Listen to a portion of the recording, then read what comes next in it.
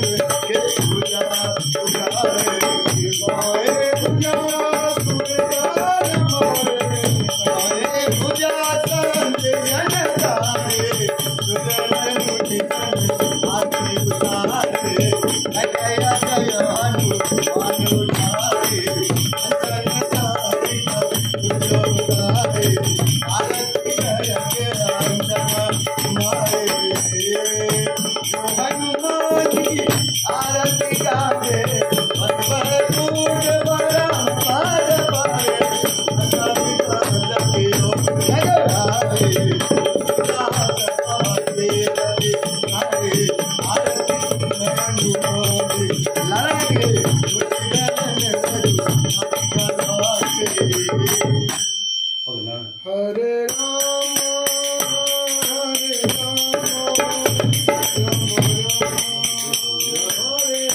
जय हो हरे